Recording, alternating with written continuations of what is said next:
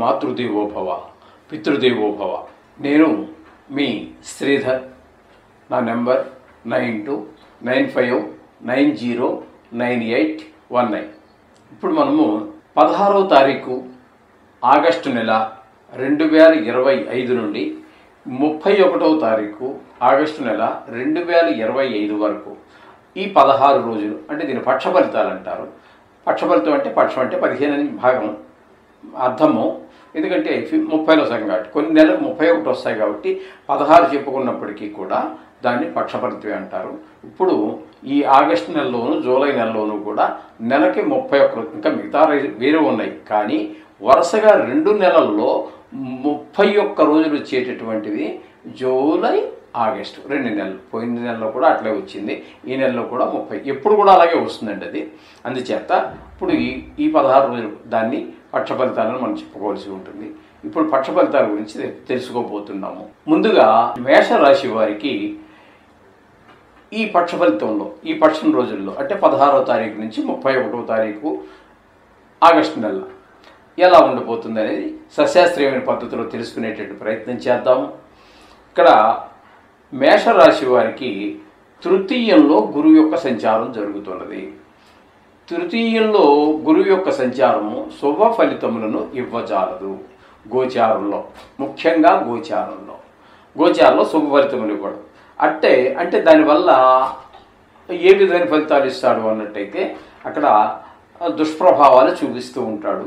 ఇక్కడ ముఖ్యంగా ఇంటిలో ఉన్నటువంటి అన్నదమ్ములు కానీ, లేదా ఉద్యోగ స్థలాల్లో కానీ, వ్యాపార స్థలాల్లో కానీ, ఇంటి చుట్టుపక్కల వారు కానీ ఎవరు కూడా మీకు సహాయ సహకారాలు అందించరు. సహాయ సహకారాలు అనేటటువంటివి 3 రకాలుగా ఉంటాయి. మనస, వాచ, కర్మణ. అంటే ఆర్థికంగా అడ్డుపడవచ్చు, మానసికంగా అంటే మాట ప్రకారంగా కూడా అడ్డుపడవచ్చు, ఒక ధైర్యాన్ని కల్పించవచ్చు. ఈ విధమైనటువంటి మనకి ఏ విధమైన సహాయ సహకారాలు ఎవరి నుంచి అందవు. ఆ విధంగా నలుగురు సహాయం అందించినప్పుడు మీకు ఒక వెన్నుదన్నుగా ఉంటుంది, అందరూ మన వాళ్ళు ఉన్నారులే అనేసి. ఇక్కడ ఎవరు కూడా సహాయ సహకారాలు అందించకపోవడంతో నేను ఒంటరిని అయిపోయాను అనేటటువంటి ఒక ఫీలింగ్ ఏర్పడుతుంది. ఆ విధమైనటువంటి ఫలితాలన్నీ కూడా మనకి గురువు గారి వల్ల ప్రదర్శితం అవుతూ ఉంటాయి.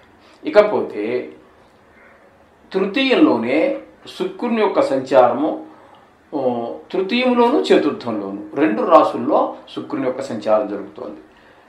ఇక్కడ శుక్రుని యొక్క సంచారం తీసుకున్నట్టయితే తృతీయంలోను చతుర్థంలోనూ కూడా మనకి అత్యంత శుభప్రదమైనటువంటి ఫలితాలే ఇవ్వబోతున్నారు శుక్ర భగవానుడు. ఎట్లా అంటే 20వ తారీఖు వరకు ఇక్కడ ఉంటారు. అంటే 16 నుంచి 20 అంటే మీకు 5 రోజుల పాటు తృతీయంలో అందరు సహాయ సహకారాలు మన గురువు అందించకుండా ఉన్నాడని చెప్పుకున్నాం కదండి.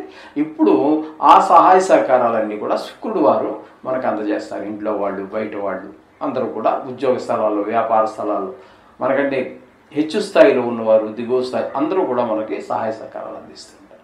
ఇకపోతే అంటే మనసా వాచ కర్మణ, ఒకవేళ ఆర్థిక సహాయం కూడా చేయవచ్చు, ఇది వితౌట్ ఎనీ ఇంట్రెస్ట్ అలాగా ఉంటుంది. మానసికంగా అంటే మాటగాను సహాయపడుతూ ఉంటారు. ఇక తెలియని వాళ్ళు కూడా సహాయపడుతూ ఉంటారు కొన్ని సందర్భాలలో. వాళ్ళకి మనకి ఇంతకుముందు పూర్వపరిచయం ఏమి ఉండదు, కానీ సహాయపడుతూ ఉంటారు. ఈ విధంగా ఉంటుంది. ఇకపోతే చతుర్థంలోకి వచ్చేటప్పటికి దాన్ని సుఖస్థానం అంటారు.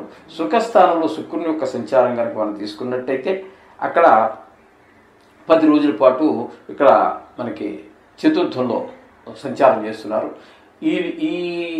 ఈ 10 రోజుల్లో మనకు వచ్చేటటువంటి ఫలితాలు ఏ విధంగా ఉంటాయంటే విద్య విషయంలోనూ, తల్లిగారి యొక్క ఆరోగ్య విషయంలోనూ, లేకపోతే భూమికి సంబంధించి, గృహానికి సంబంధించి, అట్లాగే వాహనాలకు సంబంధించి, మన స్వభావానికి సంబంధించి ఇట్లాంటి విషయాలన్నింటిలోనూ కూడా మనకి పూర్తి సహాయ సహకారాన్ని ఈ శుక్ర భగవానుడు అందిస్తూ ఉన్నారు. 2 రాసుల్లో కూడా మనకు అనుకూలమైన ఫలితాలు ఇస్తూ ఉన్నారు.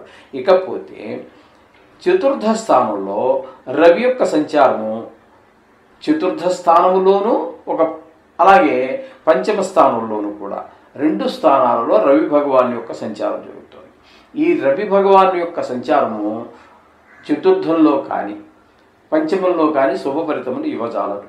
ఇక్కడ పంచమంలో ఉన్నప్పుడు ముఖ్యంగా మన సంతానం మీద చెడు ప్రభావం చూపిస్తూ ఉంటుంది. వారికి విద్య విషయంలో వెనకపడటము, ఆటల మీద దృష్టి పెరగటము, చెడు స్నేహాలు చేయటము, చెడు ఆలోచనలు చేయటము, చెడు ఫలితాలు చేయటము, ఏదో పక్క వాళ్ళతో గొడవలు పెట్టుకుంటూ ఇంటి మీదకి ఏవో గొడవలు తీసుకురావటము, ఇలాంటివన్నీ ఉంటాయి. అంతేకాకుండా వయసును బట్టి కూడా మారుతూ ఉంటాయి. అది ఇంటర్మీడియట్ టు 10th ఉందనుకోండి, ఆ లెవెల్కి వచ్చేటప్పటికి కొంచెం చెడు స్నేహాలు చేయటము, ఇట్లాంటి దుర్జలతో చేరితే మొత్తం జీవితమే పాడైపోతూ ఉంటుంది. అవన్నీ జాగ్రత్తగా చూసుకోవాల్సి ఉంటుంది. ఇకపోతే పంచమ స్థానంలో రవి 17 వరకు, అంటే చతుర్థ స్థానంలో ఓన్లీ 2 days మాత్రమే ఉంటున్నారు మీకు అక్కడ. మిగతాదంతా కూడా 14 రోజులు కూడా మనకి ఇక్కడ పంచమ స్థానంలో సంచారం చేస్తూ ఉన్నారు. పంచమ స్థానంలో పిల్లల మీద ఎక్కువ దుష్ప్రభావం పడుతూ ఉంటుంది.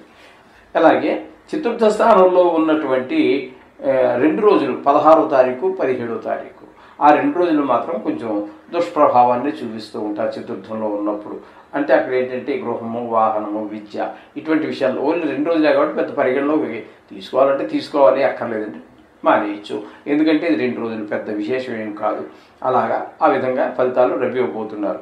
ఇక బుధుని తీసుకుంటే బుధుడు కూడా చతుర్థ పంచమ స్థానాలలో సంచారం చేస్తున్నారు. 2 రాశుల్లో ఈయన కూడా సంచారం చేస్తున్నారు. బుధుడు 28 వరకు, 16 నుంచి 28 వరకు, మిగతా రోజులన్నీ కూడా ఒక్క 3 రోజులు మాత్రం, అంటే 29, 30, 31 మాత్రం మనకి పంచమ స్థానంలో సంచారం చేస్తున్నారు. బుధుని యొక్క సంచారం 4వ స్థానంలో సంచారం చేసేటటువంటి 28 రోజులు కూడా మంచి ఫలితాలు ఇస్తూ ఉన్నారు. తల్లిగారి యొక్క ఆశీర్వచనం మనకు దొరకటము, అలాగే విద్య విషయంలోనూ, భూమి విషయాల్లోనూ, అలాగే గృహ విషయాల్లోనూ, వాహన విషయాల్లోనూ, మన స్వభావంలోనూ కూడా మన వారి యొక్క తెలివితేటలు పనిచేస్తాయి. అట్లాగే బుధుడు లాజిక్లన్నిటికీ కారకుడు అవుతాడు కాబట్టి ఆ విధమైన ఫలితాలన్నీ కూడా మనకి బుధుని వల్ల కనిపిస్తున్నాయి. ఒక 3 రోజులు మాత్రమే 5వ స్థానంలో పిల్లల మీద మనం చెప్పుకున్నాం కదా ఇంతకుముందు, అవే ఫలితాలు దుష్ప్రభావం చూపిస్తూ ఉంటాయి. చదువు మీద శ్రద్ధ తక్కువ, ఆటల మీద ఎక్కువ, ఈ విధమైనటువంటి ఫలితాలని బుధుడు ఇవ్వబోతున్నారు. అట్లాగే పంచమ స్థానంలో కేతు యొక్క సంచారం జరుగుతోందండి. పంచమ స్థానంలో కేతు యొక్క సంచారం కూడా సేమ్ సంతానం మీద దుష్ప్రభావం చూపిస్తూ ఉంటుంది. పిల్లలకి ఏముందండి, వాడు చదువుకోవడం, ఆడుకోవడం అంతే కదా. చెడు స్నేహాల, మంచి స్నేహాల, ఇది నా పిల్లలతో గలాట్లు పెట్టుకుంటే ఇంటి మీదకి ఏవో గొడవలు తెచ్చుకోవటం, మీ పిల్లవాడిని మా పిల్లవాడిని కొట్టాడని, ఇట్లాంటివి ఉంటాయి కదండి. కొన్ని సందర్భాల్లో గాయాలు కూడా తగులుతూ ఉంటాయి. వాడికి ఏంటంటే ఆటల మీదే దృష్టి ఉంటుందే కానీ గబుకుని కింద పడితే గాయం అవుతుందేమో, దీనికి మళ్ళీ నేను బాధపడాలి ఒక 4 రోజులు, లేకపోతే బోర్డు ఖర్చు వస్తుంది, ఇవన్నీ ఏమి ఉండవండి వాళ్ళకి.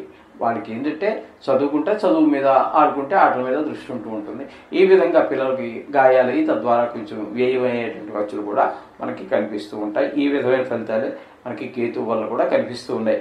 ఇకపోతే ఈ మేషరాశి వారికి కుజుని యొక్క సంచారం 6వ స్థానంలో జరుగుతుంది.